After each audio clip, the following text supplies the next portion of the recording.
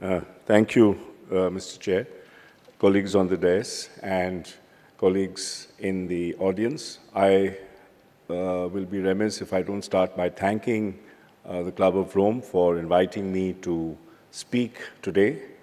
The afternoon session is a particularly challenging one, so I think it'll be interesting to see whether I contribute to your falling asleep or everybody waking up and getting energized. So time will tell.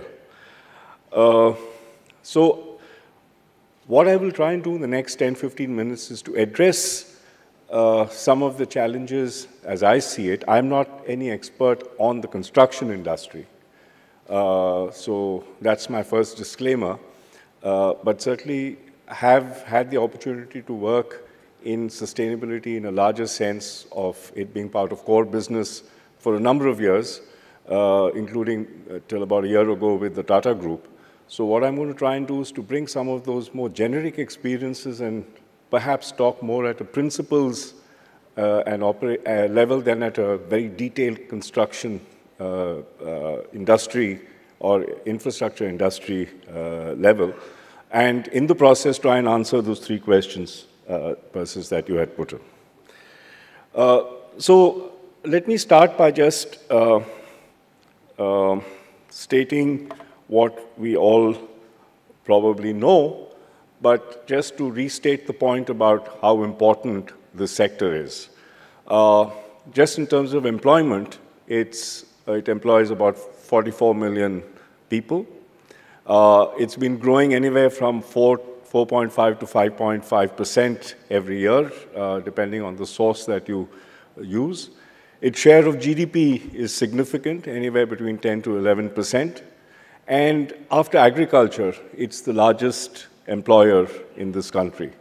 So it is obviously a very, very significant sector and will remain a significant sector and must remain a significant sector, especially from the point of view of jobs and livelihoods.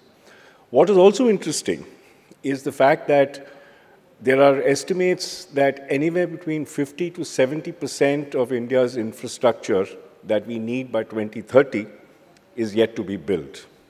So what we're going to be doing is in the next 10 to 12 years, we are actually going to be building infrastructure at a pace that we've never seen before to get to what we think we need to be in terms of human development. And we clearly are therefore at a crossroads. The kind of pathways we use to get to that additional infrastructure is going to tell on how we use resources, human, material, and others, and what we throw out into the atmosphere in terms of various kinds of emissions, including carbon dioxide. And we also know that buildings and built environment is a very significant contributor to CO2 emissions. So clearly, this sector has a lot of responsibility on it, and the way it discharges that responsibility is going to actually be a very telling one. So that's the sort of, let's say, background in which we should think of this challenge and see where that takes us. Now, the challenge is an environmental one, for sure, and I'm going to talk to that. But also, there is a human challenge associated with that, and one is going to talk to that also. And Ashok Khosla reminded us, when he showed us the picture of the girl, that we are talking, at the end of the day, of a human-centric development that needs to meet the requirements of all human beings and all living things. So both dimensions is what I'm going to address, or try and address, in terms of what are the challenges and what is perhaps some of the ways forward. Now, the kind of material that goes into the infrastructure sector is extremely varied. And these are just some shots of what they are. So you'll see steel, you'll see cement, you'll see wood, timber in different forms, stone, slabs, aggregates, which is critical to forming concrete. You'll see bricks, sand, and many others whose pictures I couldn't even find when I Googled it. So the number of materials that go into infrastructure is huge and very varied. What is characteristic of them is almost everything comes from the earth. And that puts its set of challenges, as you can imagine. You can't make steel without coal and iron ore. You can't make cement without limestone. You need to break and mine rocks to produce anything from aggregates to slabs, whether they be of marble or anything else. You have to cut forests to get the trees, and you have to mine riverbeds to get the sand that you need. So almost everything comes from the earth. Even the two big manufactured items, steel and cement, ultimately come from material that's on this earth. And as, again, Ashok Khosla pointed out to us and reminded us that the rate at which we're using our natural resources is far faster than the way the earth can renew them. So there is the concept of an Earth Overshoot Day, which many of you would have heard, which is the day by which we use up the year's natural renewable resources. And that Earth Overshoot Day is something like early August, which means by early August, we've consumed renewable materials from this Earth, which we should have consumed by 31st of December. What that also means is that we are already on an overdraft in terms of the resources from the Earth. We need 1.5 Earths to meet that need. And if we go on even constructing the way we've been doing it in the past, we'll need, and everything else, business as usual, we need 3 Earths by 2030 to be able to do that, and we just have 1. So that's the resource crunch that we have, the natural resources problem that we have, cannot be exaggerated. It is far, even if you think it is a huge one, it's actually bigger than that. Now, let's try and then put that material context into the way the infrastructure industry operates. One of the interesting things about this is that it's a story of multiple tiers in which this industry operates. And it reminds me of Russian dolls. You don't know which is the smallest one, but you keep picking up a doll and you find another one inside and inside and inside. That's true of the supply chain for the sector. It's also true of how infrastructure is executed. And that's an interesting paradigm which is very rare in other sectors. You have multiple tiers both in the supply chain and in the manufacture of this. So you have subcontractors and sub-subcontractors and God knows what. You have, when you're trying to build a building like this one, you ultimately, 5 ways down, you will end up buying clay bricks made from a brick kiln somewhere around the city, which is using up all the topsoil that is required for better uses of that. So we have a huge issue. And what also happens with such long chains, both in supply and in execution, is you have that increasing informalization that was talked about.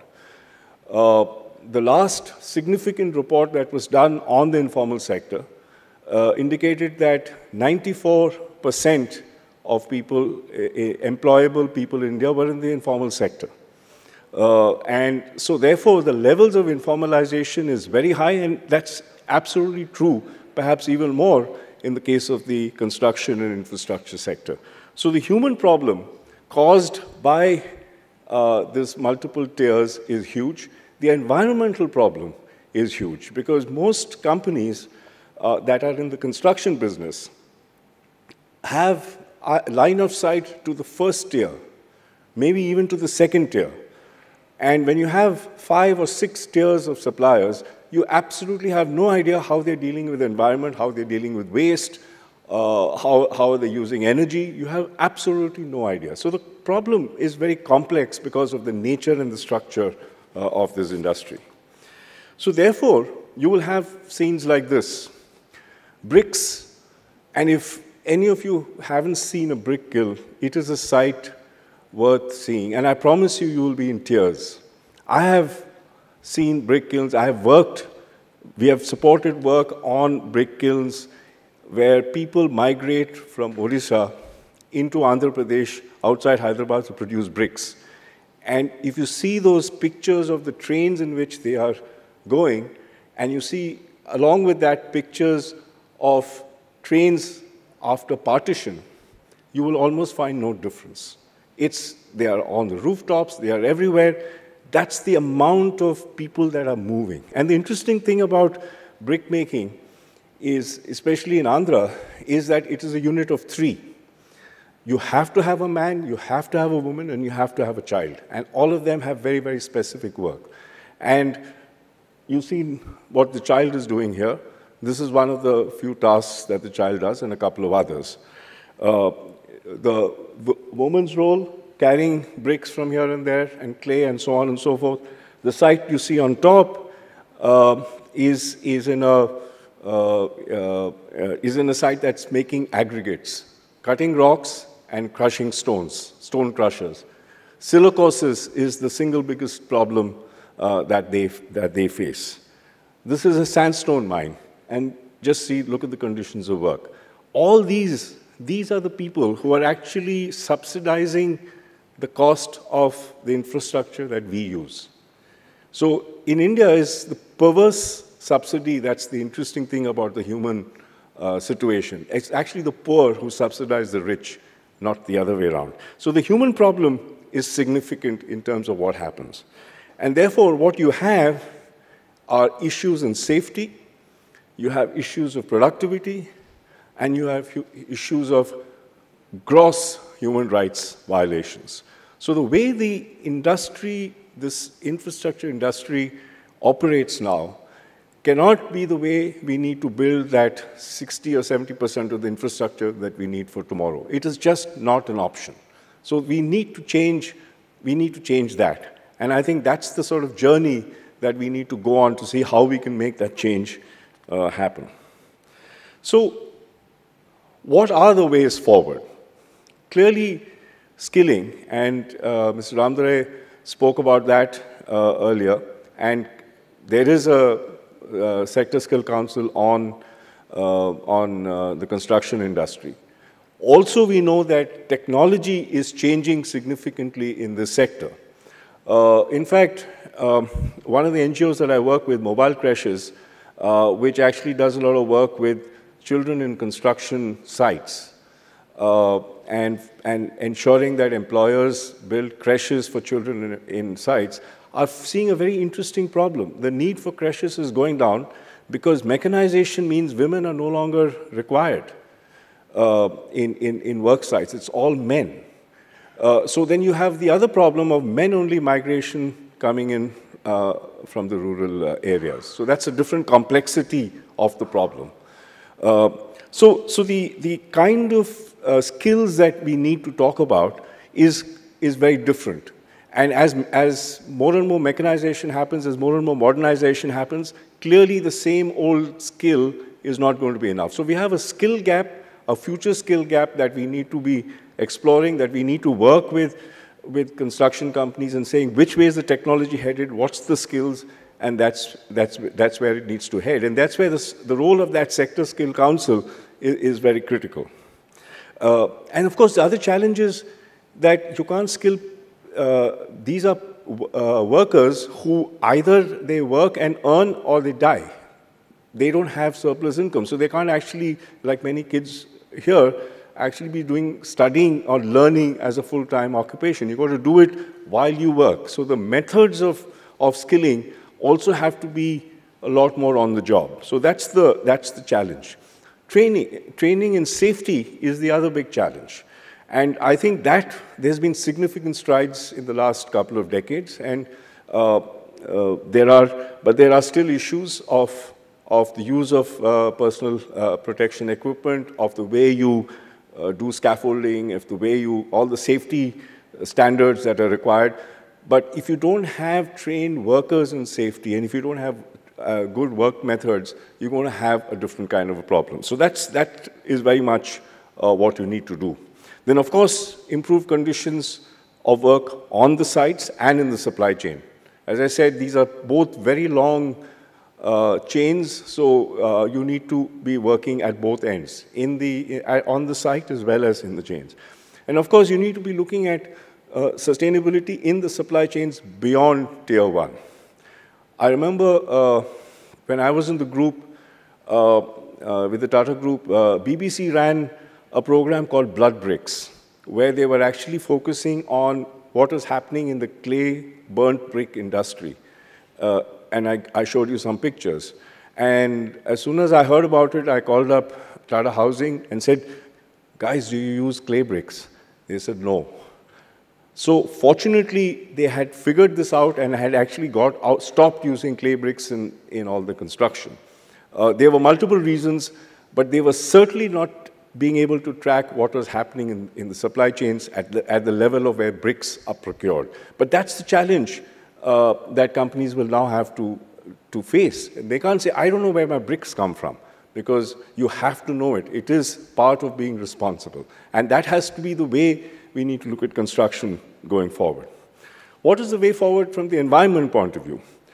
The two manufactured material for infrastructure, steel and cement, are also highly energy intensive.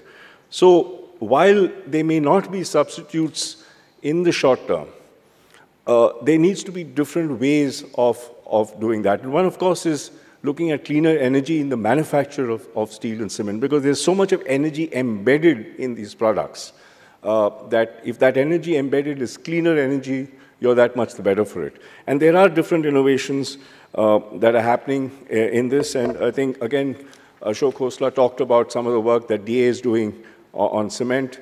And those are the kinds of low-carbon pathways that need to be looked at. But then, while we're doing that, we need to continuously be looking at alternative construction material. I mean, clay bricks, we shouldn't just be using them anymore. In fact, I would urge everyone here to say that if I'm building a house, I'm going to make sure I don't have a single clay brick that's going to be used in that house. There are alternatives in place. There are fly ash bricks in place. There are compressed earth blocks that you can use. There are multiple options there. And what's great about these alternatives is that they also create livelihood opportunities out there.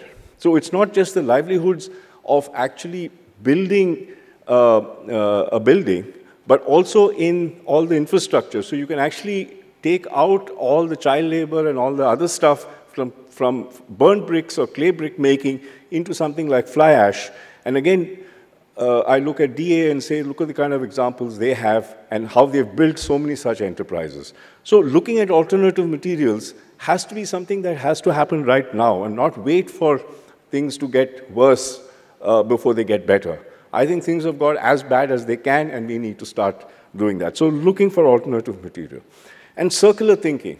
Again, there's been a lot of talk about circularity and the circular economy. This is here to stay.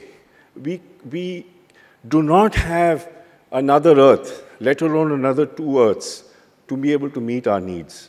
And I don't see any planet that's going to be colonized by 2030. So we have stuck with this one Earth. So we better get our act together. And the only way we can do that is circular thinking. And circular thinking is a very interesting thing, especially in the construction industry. Because everything, with most people, circular thinking is about how do I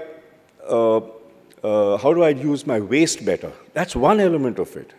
But what happens is that it's also about how you design your infrastructure so that you can actually, at end of life, dismantle it economically. And you will find that although steel has a very high recyclability rate, the amount of steel that goes into recycling is actually far lower because the stock is huge, because buildings, A, stay on forever, and B, the cost of demolishing a building, especially in the West, is so prohibitive that you might as well just let it be. So unless you design these things so that every material at the end of life can be taken out, recovered, reused, recycled, it's not going to help. So design, right from circular thinking is right from design stage to trying to figure out what, if every piece of material that you're going to use in infrastructure, what is its recyclability, what is its reuse? If the answer to that is low, then think of an alternative. That has to be the way forward, because this certainly cannot be the way forward. So that's designing for circularity. And then once you actually at end of life demolish a building, there are stuff in it that you can use. In fact, again, construction demolition waste and utilization of construction demolition waste is, again, the most underworked piece of alternatives that we have worked on. Because where does all the construction and demolition waste go? Into the landfill. And we know we don't have space in landfills. So we just have to be using that. So it makes sense, and it is also an urgent need. So unless we think about circular economy in a larger sense, it's not going to work. And finally, the element of a circular economy is an Airbnb. And you need to figure out whether all of us need to own 20-story buildings, and do we need to own 3 homes, and so on and so forth. So I think SDG 12 on sustainable consumption and the way the amount of infrastructure that we need is different from the amount of infrastructure we want to build. And I think it's about also thinking about that. So I'll stop there and happy to take this discussion forward. Thank you very much.